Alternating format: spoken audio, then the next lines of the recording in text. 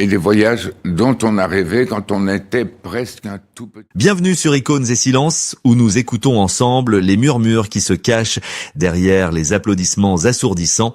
Aujourd'hui, nous ouvrons le livre de la vie d'un homme que la France entière pensait connaître par cœur, mais dont elle ignorait les blessures les plus profondes.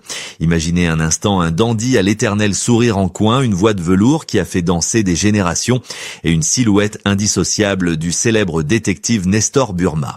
Guy Marchand était l'incarnation même de l'élégance à la française, ce séducteur qui semblait tout posséder, la gloire, l'argent et l'amour des plus belles femmes. On imagine volontiers qu'une telle légende finit ses jours dans un château entouré de luxe et de souvenirs dorés à l'abri du besoin. Pourtant, la réalité est bien plus poignante et cruelle que tous les scénarios de cinéma qu'il a pu interpréter.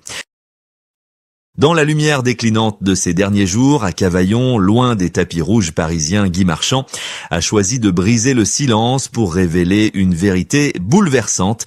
Ce n'était plus la star intouchable qui s'exprimait, mais un homme fatigué assis dans un fauteuil roulant qui a confessé au monde son plus grand secret. Il était ruiné. Oui, vous avez bien entendu. L'homme aux 1000 talents a quitté ce monde sans le sou vivant ces derniers instants dans une modestie qui contrastait violemment avec son passé flamboyant. Comment un tel trésor national a-t-il pu tout perdre et se retrouver dans une telle précarité? Est-ce le prix d'une vie trop intense, brûlée par les deux bouts, ou la cruauté d'un système qui presse les artistes comme des citrons avant de jeter l'écorce? Avant de s'éteindre, il a eu le courage de tomber le masque et de nous livrer ses ultimes vérités sur ce métier qu'il a à la fois nourri et dévoré de l'intérieur. Mais pour comprendre comment ce prince de la vie s'est retrouvé face au vide, il nous faut remonter le temps. Il nous faut retourner là où tout a commencé pour découvrir l'homme fragile derrière la légende et comprendre les racines de ce destin aussi grandiose que tragique. Si l'on devait peindre le portrait de la France des années 70 et 80, il faudrait impérativement y inclure le sourire ravageur de Guy Marchand. Il n'était pas simplement un artiste qui passait à la télévision, il était une présence familière, une voix de velours qui semblait murmurer à l'oreille de chaque spectateur. Son ascension vers les sommets n'a pas été une simple marche, c'était une envolée spectaculaire portée par un charisme naturel qui traversait l'écran. C'était l'époque où la France avait besoin de figures rassurantes, de ces hommes qui alliaient virilité et sensibilité, et Guy Marchand incarnait à la perfection cet idéal masculin, le crooner, à la française capable de faire pleurer les violons et battre les cœurs. Le véritable tournant, le moment où son nom s'est gravé à jamais dans l'inconscient collectif, est arrivé avec une mélodie que personne n'a pu oublier.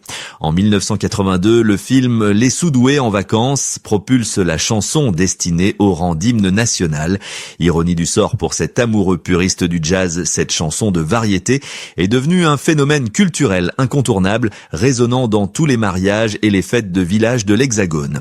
Avec ce tube, Guy Marchand n'était plus seulement un chanteur, il devenait le symbole d'une époque insouciante et joyeuse, mais son talent était trop vaste pour se limiter à la chansonnette. Le cinéma lui a ouvert grand ses bras, lui offrant l'opportunité de prouver qu'il était un acteur de génie capable de tenir tête aux plus grands monstres sacrés. Dans Garde à vue face à Lino Ventura et Michel Serrault, il a livré une performance magistrale qui lui a valu le César du meilleur acteur dans un second rôle, prouvant à ses détracteurs qu'il n'était pas qu'un beau parleur, mais un comédien d'une profondeur abyssale. Pourtant, c'est véritablement dans les années 90 que Guy Marchand est devenu une part indissociable de notre quotidien, en endossant le manteau du détective Nestor Burma. Durant plus d'une décennie, il a arpenté les rues de Paris avec son saxophone et son impertinence donnant vie au personnage créé par Léo Mallet avec une telle justesse qu'il a fini par se confondre avec lui. Pour des millions de Français, il était un Nestor Burma, ce privé désabusé mais au grand cœur qui résolvait les enquêtes entre deux traits d'humour cynique. Chaque épisode était un rendez-vous sacré réunissant les familles devant le petit écran cimentant son statut d'icône populaire intouchable. L'argent coulait à flot, les contrats s'enchaînaient et la gloire semblait éternelle. Il était le latin lover que tout le monde s'arrachait, l'invité d'honneur des plateaux télévisés, celui à qui tout réussissait.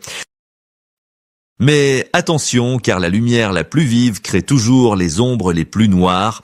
Derrière les paillettes et les sourires de façade, une toute autre réalité commençait à se dessiner. Ce succès phénoménal, cette destinée qu'il chantait avec tant de ferveur, était en train de devenir une prison dorée dont il ne soupçonnait pas encore l'étroitesse. Alors que le public l'adulait pour ses rôles de flic et ses chansons populaires, le véritable Guy Marchand, l'amoureux du jazz et de la liberté, commençait à étouffer sous le poids de son propre personnage. Il ne le savait pas encore, mais en acceptant de devenir ce que le public voulait qu'il soit, il venait de signer un pacte dangereux avec une industrie qui ne pardonne aucune faiblesse. Et c'est précisément là, au sommet de sa gloire, que les premiers pièges se sont refermés sur lui, préparant le terrain pour une chute lente et silencieuse que personne n'avait vu venir. Tandis que la France entière fredonnait ses refrains et se passionnait pour ses enquêtes télévisées, Guy Marchand vivait une réalité bien plus sombre, une sorte de schizophrénie artistique qui le rongeait de l'intérieur. Le public voyait en lui un homme comblé, nageant dans le bonheur et la réussite, mais dès que les caméras s'éteignaient, le silence retombait sur ses épaules comme une chape de plomb. C'est ici que réside la véritable tragédie de sa vie, ce décalage insupportable entre l'artiste qu'il rêvait d'être et le produit de consommation que l'industrie du spectacle avait fabriqué. On l'avait enfermé dans une case, celle du latin lover, un peu ringard, du charmeur à la voix grave, une image qu'il a fini par détester de toutes ses forces, mais dont il ne pouvait plus se défaire. L'exemple le plus cruel de cette aliénation reste sans doute cette fameuse chanson « Destinée ». Pour ces millions de fans dans cette Santine, c'était un tube indémodable, une mélodie joyeuse. Pour Guy, c'était devenu une malédiction, un boulet qu'il traînait à chaque concert, sur chaque plateau télévisé. Il avait écrit ce morceau en quelques minutes, comme une blague, une parodie. Et voilà que le destin, avec son ironie mordante, en avait fait son œuvre majeure. Imaginez la douleur d'un véritable amoureux du jazz, d'un clarinettiste passionné par les harmonies complexes, obligé de chanter soir après soir une ritournelle qu'il considérait comme une médiocre chanson de variété. Il se sentait trahi par son propre succès, manipulé par des producteurs qui ne voyaient en lui qu'une machine à cash, indifférent à ses aspirations artistiques profondes. On lui demandait de sourire, de jouer le jeu, de faire le pitre, alors qu'au fond de lui, le musicien exigeant pleurait de frustration. Même le rôle de Nestor Burma, qui lui avait apporté la fortune, a fini par devenir une forme d'esclavage doré. Les rythmes de tournage étaient infernaux, les scénarios se répétaient, et peu à peu, Guy Marchand s'est senti dépossédé de sa propre identité. Il n'avait plus le temps de vivre, plus le temps d'être simplement lui-même. Il était devenu une entreprise, une marque que l'on exploitait jusqu'à la dernière goutte. La solitude de l'acteur dans sa loge, entouré de gens qui ne l'aimaient que pour ce qu'il représentait et non pour ce qu'il était, est devenu son quotidien. Il voyait les années passées, enfermé dans ce costume de détective trop étroit, sentant sa jeunesse et ses vrais rêves lui glisser entre les doigts. Le système ne le protégeait pas, bien au contraire, il l'isolait, le coupant d'une vie normale, l'éloignant des plaisirs simples au profit d'une existence artificielle et minutée. C'est dans ce vide affectif et artistique que le piège financier a commencé à se refermer. Pour compenser cet immense vide, pour se sentir vivant malgré tout, Guy a commencé à brûler la vie par les deux bouts. L'argent qu'il gagnait à la sueur de son front, il le dépensait avec une frénésie presque suicidaire. Les belles voitures américaines, les chevaux de course, les passions dévorantes, tout était bon pour combler le silence angoissant qui l'attendait une fois rentré chez lui. Il achetait de la liberté, ou du moins l'illusion de la liberté, à prix d'or. Il ne gérait pas sa fortune, mais il l'a dilapidée comme pour se venger de cet argent qu'il avait rendu esclave. Personne ne l'a arrêté, personne ne l'a mis en garde. Au contraire, on l'encourageait à maintenir ce train de vie fastueux, car cela servait l'image de la star. Mais alors que les factures s'accumulaient et que les contrats devenaient moins fréquents, le sol commençait doucement à se dérober sous ses pieds. L'heure des comptes approchait et elle allait être terrible. La tragédie de Guy Marchand ne s'est pas annoncée par un coup de tonnerre ni par un scandale retentissant à la une des journaux. Elle s'est insinuée dans sa vie insidieusement, comme le froid pénètre une maison dont on a oublié de fermer les fenêtres. Le véritable drame a commencé lorsque le téléphone, cet instrument qui avait rythmé son existence pendant des décennies, a cessé de sonner. Dans l'industrie du spectacle, la vieillesse est une faute impardonnable, un crime silencieux qui vous condamne à l'oubli sans même un procès. Du jour au lendemain, les producteurs qui l'encensaient ont détourné le regard, préférant des visages plus jeunes, plus frais, laissant le vieux lion seul avec ses souvenirs. C'est là que le piège financier qu'il avait lui-même tendu s'est refermé sur lui avec une violence inouïe. Imaginez l'angoisse de cet homme habitué aux grands hôtels et aux dépenses sans compter qui se réveille un matin en réalisant que les coffres sont vides. Il ne s'agissait pas simplement d'une baisse de revenus, mais d'une véritable faillite personnelle, le résultat d'une vie passée à jouer les princes sans se soucier du lendemain. Alors que les rediffusions de Nestor Burma continuaient d'amuser la France entière donnant l'illusion qu'il était toujours au sommet, Guy Marchand vivait dans une réalité parallèle faite de calculs mesquins et de renoncements. Il a dû se séparer de ses biens, vendre ce qui pouvait l'être et voir son empire de carton-pâte s'effondrer sous ses yeux. Le plus douloureux n'était peut-être pas la perte matérielle en soi, mais le sentiment d'abandon total. Où étaient passés les amis des jours heureux, ceux qui profitaient de sa générosité légendaire, ceux qui buvaient son champagne et riaient à ses blagues, disparus, évaporés avec la dernière goutte de gloire. Il s'est alors retiré dans le sud, loin de ce Paris qui ne voulait plus de lui, cherchant refuge dans une solitude forcée. Ce n'était plus une retraite dorée, mais une fuite, une tentative désespérée de cacher sa déchéance aux yeux du monde. Il se sentait piégé, humilié par sa propre insouciance, rongé par le regret d'avoir été la cigale qui a chanté tout l'été. La précarité financière est devenue son quotidien, une ombre menaçante qui planait sur chaque journée. Lui qui avait incarné l'élégance et la réussite se retrouvait à compter chaque euro, une situation d'autant plus cruelle qu'elle devait rester secrète. Il ne pouvait pas avouer qu'il était fauché, car pour une icône, la pitié est pire que l'oubli. Il a donc gardé le silence, s'enfermant dans sa tour d'ivoire, en ruine, regardant le monde continuer de tourner sans lui. C'est dans ce dénuement, dépouillé de tout artifice, que la colère a commencé à monter en lui, non pas une colère bruyante, mais une détermination froide à dire enfin la vérité avant qu'il ne soit trop tard. Le moment était venu de briser les glaces et de régler ses comptes, non pas avec des poings, mais avec des mots. C'est dans l'intimité dépouillée de sa maison de Cavaillon, quelques mois seulement avant de rendre son dernier souffle, que le vieux lion a décidé de rugir une dernière fois. Il n'avait plus rien à perdre, plus de carrière à protéger, plus d'images à soigner.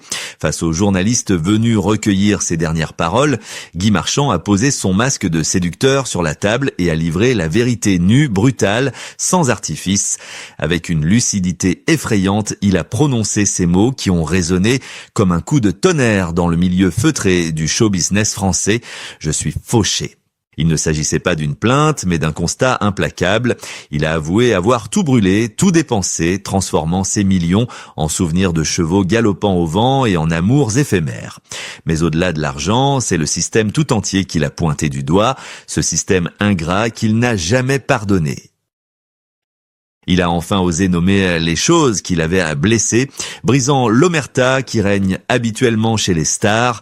Premièrement, il a fustigé cette industrie qu'il a traitée comme un produit périssable. Il a raconté comment on l'a forcé à jouer les clowns, à répéter inlassablement les mêmes rôles, niant sa véritable nature d'artiste. Il a parlé de ses producteurs qui ne voyaient en lui qu'une machine à audimat, indifférent à l'homme qui s'étiolait derrière le personnage. Deuxièmement, il a craché son mépris pour cette chanson destinée, qu'il a qualifiée de véritable malédiction. Il a expliqué avec une amertume poignante comment ce morceau, qu'il détestait profondément, lui avait volé sa légitimité de musicien de jazz, le condamnant à être, aux yeux du grand public, le chanteur d'une mélodie facile, alors qu'il rêvait de complexité et de noblesse musicale. Enfin, il a désigné son dernier ennemi, peut-être le plus redoutable, sa propre solitude au sein de la foule. Il a révélé qu'il avait passé sa vie entouré de milliers de personnes, sans jamais être vraiment vu. Il a confessé que ses excès, ses voitures de sport et ses dépenses folles n'étaient que des pansements dérisoires sur une âme qui saignait. En avouant sa ruine, Guy Marchand ne cherchait pas la charité, il cherchait à reprendre le pouvoir en disant « je n'ai plus rien ». Il disait en réalité « je suis enfin libre ». Libre de ne plus mentir, libre de ne plus faire semblant d'être riche et heureux pour plaire à la galerie. Ce moment de vérité fut son ultime performance, non pas joué pour une caméra, mais vécu avec ses tripes. Il a transformé sa déchéance financière en une victoire morale, prouvant qu'on peut tout perdre matériellement, mais garder sa dignité intacte jusqu'à la fin. C'était un adieu sans phare, le testament d'un homme qui a préféré brûler sa vie plutôt que de la laisser s'éteindre à petit feu dans l'ennui et le mensonge. Au-delà des chiffres effrayants de sa faillite et de l'amertume de ses dernières confidences, l'histoire de Guy Marchand résonne comme un avertissement universel et intemporel. Elle nous force à regarder en face la cruauté d'une industrie qui trop souvent broie les humains pour fabriquer des légendes. Guy Marchand n'était pas seulement une victime de ses propres excès, il était le symbole d'une génération d'artistes que l'on a aimés pour leur image tout en ignorant leurs âmes. Son parcours nous pose une question dérangeante mais nécessaire sur notre propre responsabilité en tant que public. Avons-nous trop aimé le personnage de fiction au point d'en oublier l'homme qui souffrait derrière le masque? Sommes-nous complices d'un système qui exige des artistes qu'ils soient parfaits, éternellement jeunes et riches, nous détournant d'eux dès que les premières rides ou les premières failles apparaissent? La ruine de Guy Marchand n'est pas un échec, c'est peut-être paradoxalement sa plus grande réussite philosophique. Dans un monde obsédé par l'accumulation et le paraître, il a choisi de tout dépenser, de tout vivre, de tout ressentir jusqu'à la dernière seconde. Il nous rappelle que l'argent n'est qu'un moyen et que la véritable richesse réside dans les souvenirs, les passions galopantes et les amours sincères, même si elles laissent des cicatrices. Il a refusé d'être le gardien d'un musée poussiéreux à sa propre gloire, préférant mourir léger délesté, du poids du matériel comme un voyageur prêt pour son ultime départ. Son cri final n'était pas un appel au secours, mais une revendication de liberté, celle de dire non aux attentes des autres pour enfin s'écouter soi-même. Aujourd'hui, alors que le rideau est définitivement tombé, ne retenons pas de lui l'image triste d'un vieillard ruiné, mais celle d'un artiste incandescent qui a payé le prix fort pour sa liberté. Il nous laisse avec cette pensée troublante et magnifique qu'il vaut mieux finir pauvre après avoir vécu comme un roi que de mourir riche sans avoir jamais vraiment existé. Guy Marchand a brisé le silence non pour demander pardon, mais pour que nous puissions enfin entendre la seule musique qui comptait vraiment pour lui, celle de son cœur. Que son histoire serve de leçon à ceux qui rêvent de lumière. L'éclat des projecteurs ne vaut rien s'il éteint la flamme intérieure. Repose en paix l'artiste, ta destinée t'appartient enfin tout entière.